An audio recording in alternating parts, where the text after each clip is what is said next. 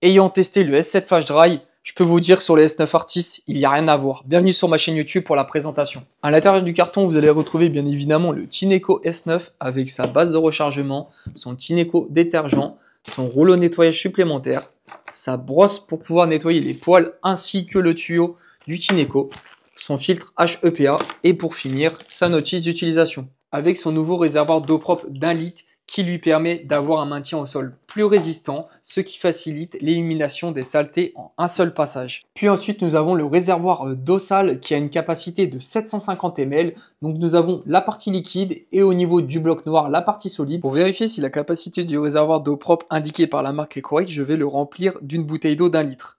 Allez, c'est parti. Pour l'instant, la marque n'a pas l'air d'avoir menti. Les 1 litre rentre comme il faut. On arrive à la fin. On est vraiment à la fin des 1 litre. Et c'est approuvé. La marque n'a pas menti, les 1 litre sont bien rentrés. Évidemment, n'oubliez pas la petite solution Tineco. Moi, personnellement, je mets un seul bouchon à l'intérieur et ça sent ultra bon. Pour ce qui est du bordure du rouleau, nous avons une moyenne de 2 mm de largeur pour pouvoir passer le plus proche des plaintes. Et du côté gauche, nous avons une épaisseur un peu plus importante, je dirais environ 5 mm. Pour ce qui est du moteur, il se trouve juste ici, c'est ce qui permet au rouleau de pouvoir faire ses sens de rotation. Nous avons aussi la petite broche juste en haut, c'est le brosse anti-enchevêtrement, d'après ce que j'ai compris, et une petite lame au-dessus qui permet de récupérer toutes les saletés. Je ne sais pas si vous pouvez le voir à la vidéo, mais il y a des petites saletés coincées, je vais essayer de les récupérer à la main. Je ne sais pas si vous voyez, c'était de la farine. C'était pour un test justement de cette vidéo. Je viens d'apercevoir aussi juste ici qu'ils ont mis un petit filtre pour éviter que l'eau soit trop calcairée.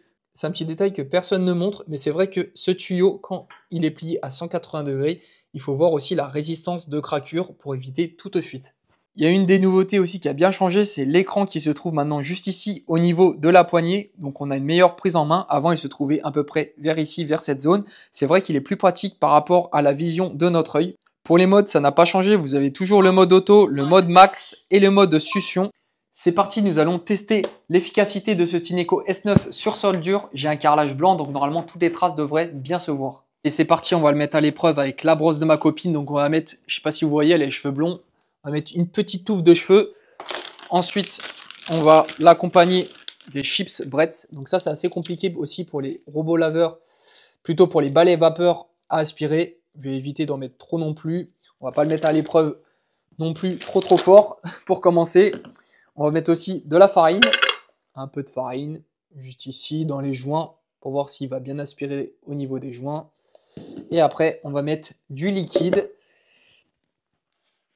Donc il va passer vraiment par toutes les étapes, liquide, solide et des cheveux du coup. Allez, c'est parti, on va commencer le test. Vous pouvez entendre en même temps le bruit. Le bruit est assez raisonnable, il a une puissance de 22 000 pascal. Allez, le cheveu, il a été aspiré, enfin plutôt les cheveux ont été aspirés vraiment très facilement. On va procéder tout de suite aux chips. Une partie un peu plus compliquée pour les balais laveurs. Ouh, il a très bien réussi, hein. Un seul passage, il lui a suffi. La farine, quelque chose de sec. On recule un petit peu pour regarder. Ça a l'air d'être nickel. La partie liquide, donc du lait, ça, généralement, il n'y a pas de problème. Et vous pouvez voir aussi, juste ici, la couleur change par rapport à l'état de saleté. Il est devenu un peu rouge pour m'indiquer que le sol était bien sale. Donc là, je fais plusieurs passages.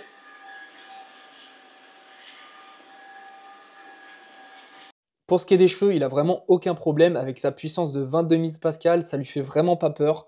Nous avons aussi les chips qui étaient juste ici, il n'y a vraiment aucune miette, même au toucher, j'en sens aucune.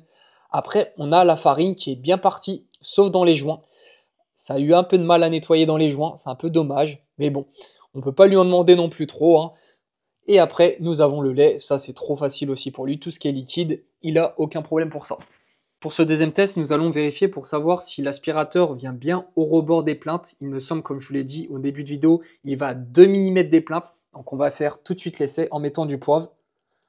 Donc je vais bien hésiter. En plus sur du sol blanc, c'est parfait. On voit bien les grains de poivre. Et c'est parti pour le test. Mais c'est parti, je vais bien coller au niveau de la plainte.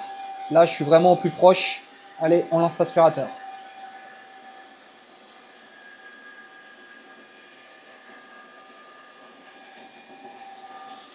un seul passage et je recule. Nous allons regarder le résultat de plus près comme tout à l'heure. Alors, regardons de plus près ce qu'il a pu laisser au rebord des plaintes. Personnellement, il n'y a presque rien. Regardez. Bon, j'ai un peu les doigts sales par rapport à tout à l'heure au niveau de la farine. Ici, c'est juste des pêtres. Donc, la maison n'est pas toute neuve, malheureusement. Donc, on ne va pas confondre les pêtres et du poivre. Pareil ici, c'est des pêtres. On peut toucher. Franchement, il n'y a aucune trace de poivre. C'est magnifique. Nous allons tout de suite procéder au test des 180 degrés. Nous allons passer sous ma cheminée. Vous pouvez voir qu'il est vraiment totalement à plat du sol. On va vérifier aussi le tuyau ici pendant qu'il aspire. Bon là on ne voit pas d'eau s'écouler car il n'est pas en mouvement. Alors je vais en profiter qu'il soit à plat pour vous mesurer la hauteur de cet aspirateur à plat. Nous avons une hauteur d'environ 12 cm. J'avais un petit point négatif aussi à rajouter en même temps qu'il soit au sol. C'est vraiment dommage qu'ici ils n'ont pas mis une petite protection parce que vous pouvez voir qu'au niveau du frottement, je ne sais pas si vous le voyez, on a l'impression que ça frotte un peu au sol ou même un sort de petit tampon. Je viens de voir qu'ils l'ont rajouté juste ici le petit tampon, donc ils auraient très bien pu en mettre un ici. C'est vraiment dommage qu'ils ne l'ont pas fait. Pour ce qui est de la saleté qui a été récupérée tout à l'heure, on peut voir qu'ici au niveau du joint, il a laissé quand même une petite épaisseur de saleté. Je crois bien que c'est la farine avec un peu de chips mélangé.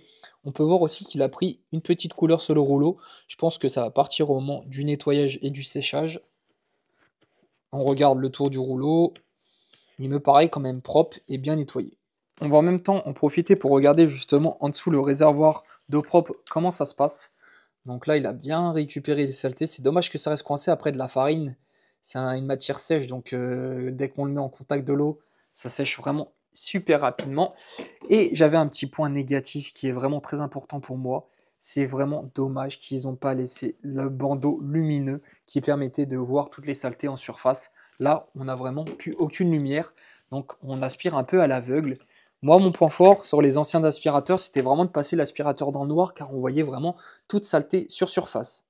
Pour ce qui est de l'autonomie, nous avons une autonomie normalement de 50 minutes. J'ai pu le tester parce que ça fait à peu près 2 semaines que je l'ai.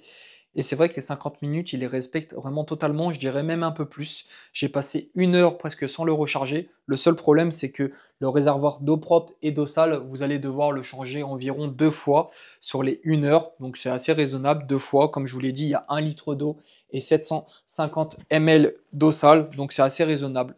Ah oui, je crois que j'ai oublié de vous parler des roues motorisées. Franchement, il est super léger et pourtant on a quand même 5,3 kg de poids à vide. J'ai pas rajouté le réservoir d'eau propre et d'eau sale. Si on le rajoute, on va dire un grand maximum de 6 kg. Et franchement, les 6 kg, grâce à ces roues motorisées, on les sent même pas. Pour avoir eu le Tineco S7, ouais, je crois que c'était le S7 Flash Dry, franchement, il était vraiment moins maniable sur celui-là, d'une main, d'une traite. Bon, là, je voulais pas allumer pour éviter les bruits en même temps au niveau du micro. Bon, je vais quand même vous le montrer quand même. Je vais quand même vous le montrer. Après, vous avez pu le voir dans la vidéo. Regardez, d'une seule main. Franchement, je vais même essayer le petit doigt qui a moins de force. Allez, on va aspirer d'un doigt. Vous pouvez voir que là, j'aspire quand même d'un doigt. C'est quand même incroyable. Si seulement le ménage il pouvait être aussi facile tous les jours. Alors, pour ce qui est de la base de chargement, nous arrivons juste ici. Donc, il y a les 2 petits capteurs ici amovibles qui viennent se coller pour pouvoir charger l'aspirateur. Vous avez le bouton juste ici. Après, quand vous allez le poser, vous allez avoir un petit voyant qui va être affiché tout le temps ici pour vous indiquer comme quoi il faut changer l'eau pour éviter les odeurs indésirables. Donc, on va se passer tout de suite à la partie basse. Donc, je vais appuyer sur le bouton tout de suite. Donc, il aime beaucoup parler cet aspirateur, vous pouvez l'entendre. Alors, on va essayer de regarder de plus près comment ça se passe. On voit pas grand chose pour l'instant. On va essayer d'aller de l'autre côté pour voir ce qui produit. Ah oui, là on peut le voir. Attendez, je vais le mettre de ce côté-là pour que ça soit plus pratique. Est-ce qu'on voit le rouleau? Je vais essayer de faire le focus. On voit le rouleau ici tourner. Ils ont vraiment bien caché la station. D'habitude, sur la S7, on arrivait à voir le rouleau. Là, on le voit un peu moins.